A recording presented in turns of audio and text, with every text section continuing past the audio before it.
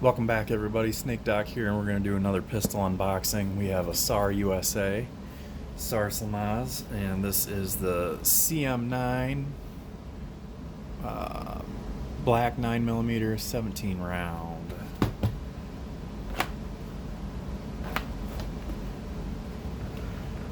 So here we can see we have an egg crate foam line case. It's glued to the top. We have our lock.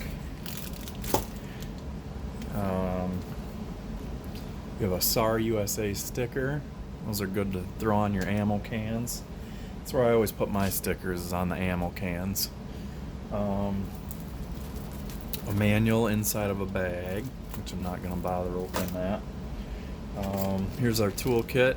So we have a sight adjustment tool, a Allen wrench, which I think is how the front sight is held on, and then an aluminum punch for switching out back straps. A patch rod and a bore mop. It's like felt type material.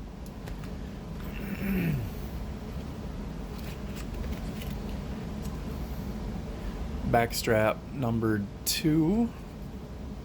A back strap number 3. So I guess the small one's on it. I'm not sure how the number system works on theirs. Second magazine, punched at 15 rounds. There you can see that. Supposedly holds 17 though. And the gun itself. So there we have a red magazine follower. Empty mag. The quality control is made, and then it's in Turkish or whatever they speak.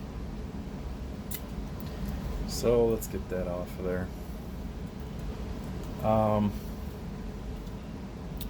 So again, this is a 3.8-inch barrel, double single action, ambidextrous safety, adjustable sights for windage and elevation. Front sight is, yep, that must be what that Allen's for. When these started, I'm gonna move the box here. When these started coming in from, they used to be TR Imports, and they had the big TR Imports logo on there, or markings. Now these are SAR USA, and it's Opelika, Alabama. They switched, the barrels are nitrided now, or they're black. They still have the serial number on it, and the serial number on the frame, and the serial number on the slide, but they used to be like chromed, and now they're nitride. So there you can kind of see that. The guide rod is still a chrome or a polished stainless. So let's talk about, it has a nice grip feel. This one, unfortunately, there's some casting flash right here that's really irritating to my thumb, so I'm gonna have to sand or take a razor and trim that up. People have talked about noticing the edge from the back strap to the frame. I don't notice that so much, but you can see right here it is a pretty aggressive angle change. If it was more tapered there, I think it would be a little bit better. Very subtle finger grooves. This grip texture does almost nothing for you. So I'm either going to cut some grip tape for each one of those 3 finger grooves, or I'm going to stipple inside those 3 finger grooves. The back and sides I don't really care about. I like having my hand be able to slide so that I can get to mag releases and things like that easily. But the texture is garbage on this. Like, it's not deep, it's slippery. Plus there's a pretty significant casting line right down the middle of it. You can feel it just running your fingers across it. So I'd like to get rid of that too. There's jimping on the bottom side of the trigger guard and the front. for those that are finger wrap shooters like this. You got a little bit of a memory pad texture for right and left hand. And what's interesting, it says Des Plaines, Illinois there, and then the slide says Opelika, Alabama. So apparently, I don't know. Who can explain that one? There's no bevel or taper to the mag well whatsoever. You could probably grind it in there if you needed to, but a double stack mag is tapered. You know, it's got a significant taper to the top anyway, so you don't really need to worry about that much. Magazine comes out nice and smooth. It's not binding anywhere in there. The release button is a little stiff. It's not being impeded at all by the frame, but it's kind of stiff. This safety I was worried about because I have had guns before where the safety's really stiff, but I can operate this one. I don't have to work it. It's usable as it is right now, which is good. Let's go ahead and pop the top off there. So you're just going to line up your dots here, that dot and that dot, by taking a grip like this, and then you can use your mag base and push until the pin comes up like that, and then you can grab it, hopefully.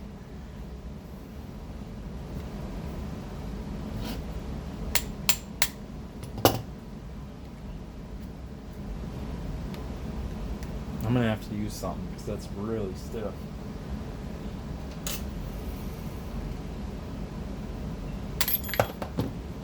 So there that is.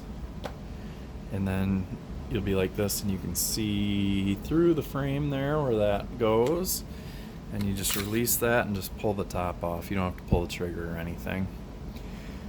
So here we got a non-captured dual recoil spring assembly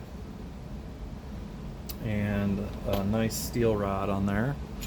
Here's that barrel, and then we can see it's black, including the feed ramp, and you can see some brass on there, so it was factory fired.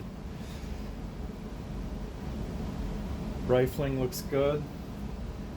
I thought I had my bore light here, but I don't.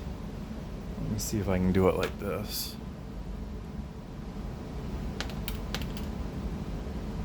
There you go. So good looking barrel. It's a consistent size to it. It doesn't bell out at the end of it. And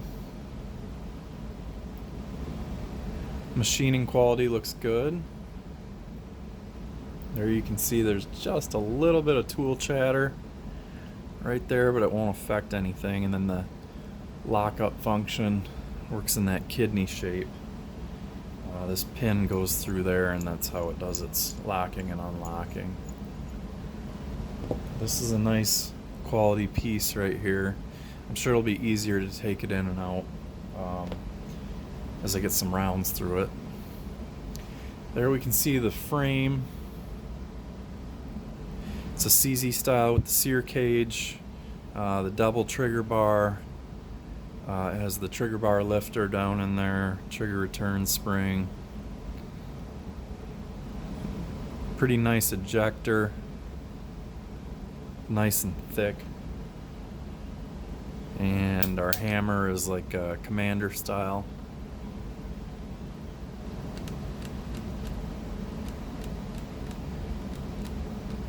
It's just a little bit of grit in there where it's riding on that searing surface. Let's see if you can see that.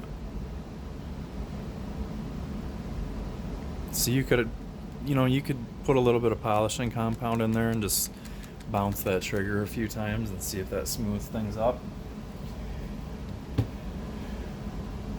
It's the underside of the slide and our firing pin block. It moves really freely. Feels like there's just a slight amount of side-to-side play, so it's not an extremely friction fit, which is good. And no tooling marks. It's really well done. This finish is not great. It's like you can see there's some like that line right there. You can see that in certain light. It's a very chalky flat finish. I don't know if it's a parkerizing or what it is, but I'll have to see how it reacts to some gun oil. These serrations are extremely grippy. Like very, very sharp. You're not going to lose your traction on your grip on there. So we'll put this back together. Just be careful when you do this that you're pointing your guide rod away from you, and then put it down until that little tit drops into that depression on the barrel. And then the one thing I do want to show you, though, that people have griped about this, I don't know how big of a deal it is, but the front dust cover section of this is extremely squishy. Like, watch this. See, that's crazy. I can like completely deform the front end. But up and down is extremely rigid. I can't get any play out of there, and you can see the serial number plate is molded in there. So that's good for that. And then your frame rails are actually right here, right here, right here, and right here. And those are steel. So the flex side to side really shouldn't matter because your slide has a full length rail system. So it's really the only time it's out of there is when it's back recoiling. So to reassemble, you're just going to line your dots up again. Make sure that you can see through that hole there, and then snap that back into place, and it'll lock into place. You'll hear it click in because there's a spring that retains that. And then you can insert your mag. Here's a single action trigger pull. It's nice. I'll take the mag out so I don't have to keep dropping the slide lock. So I've got the trigger held back. We'll show you the reset. That's reset. Then you have take up and brake. Brake's nice. Here's double action.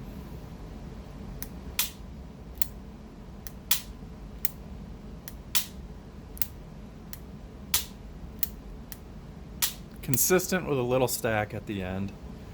I like the trigger shape of this a lot better than the K2P and some of the CZs where it has that real big recurve trigger, that hard hook on there. And the sides of the trigger face are tapered, where on like the B6P it's not. It's like serrated, and it's really sharp. This is really nice. Trigger reach with this backstrap, I have no idea what backstrap this is. I'd have to knock it out. Actually, let's do that quick.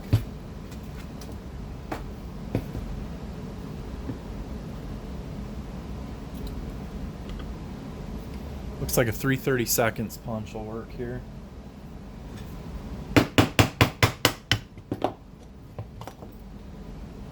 And ha! This is number 2. So they sent me 2 number 2s and no number 1. So apparently I have 2 identical. Let me pull the number 2 out.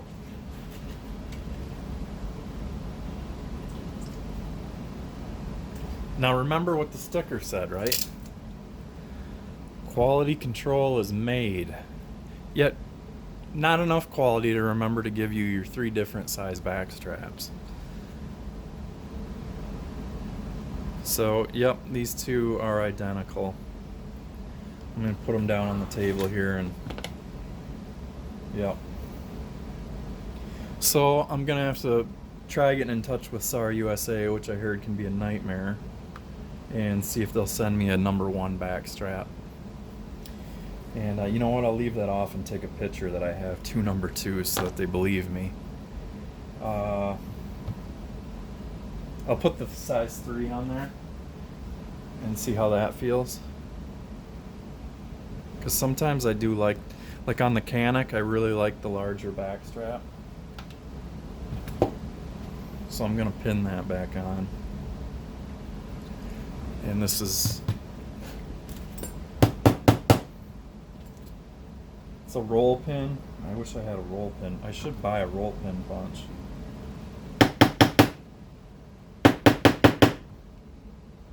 But if you're smart and you're careful, this works fine too.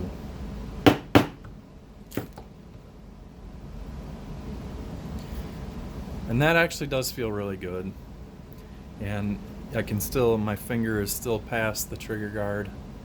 I would have to shift pretty significantly to get to the mag release though. Like my thumb is just not going to be able to actuate that with the size 3 on there. But I do like the grip feel at 3. Feels really nice. And then a slight shift. So this is my firing grip. I would have to do that to do a mag change, which not a big deal. The sides of the frame down there are tapered a little bit, so if you had a malfunction where your magazine's stuck, you would be able to get a grip on the base plate and rip the mag out if need be. So that's kind of cool. And you could, you know, Dremel that, because there's a substantial amount of polymer right there. So if you wanted to, you could even bevel that more and thin out that part of the frame, or bevel from the inside out and make yourself more of a mag well. So I will be blacking out the rear sight and putting orange in the front dot. The rear dots are smaller than the front dot, which is cool, so blacking that out won't be a big deal. And then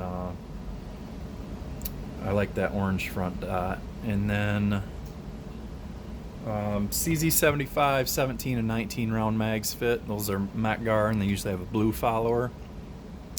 These mags used to be available for $20 from TR Imports, but now that they're not the importer, I don't know if you can order direct from SAR. And I'm gonna make it. That's about it for this. I'm gonna wrap up. We'll just throw it on the scale real quick and show you the weight, and then I'll let you guys know in a follow-up video how it shoots and what we hear from SAR. 29.24 ounces, and move that into frame for you. And with no magazine, 26.21. A 3-ounce magazine, empty. So there it is. That's the SAR CM9 Gen 2, formerly known as the K2P or the Combat Master 9. Also known as the Hawk PP. The first one I got in the K2P came as a Hawk PP. So it's had several names. But it seems to be a quality weapon. I think it's just going to need a little bit of fine tuning. I have a hammer, reduced power hammer, rebound spring from a Smith & Wesson revolver coming, which is a direct replacement for the hammer spring in this, and it gives you a little bit lighter pull, so it's similar to like a D-spring swap on a Beretta. And I'm gonna either stipple or put grip tape. I gotta see how much grip tape I got left, but I want to fill in those finger grooves there and then paint the sights. And then it'll be time to put some rounds down range and see how this thing performs. So thank you guys for watching. Always shoot safe and look for an update video and a follow-up. Appreciate it.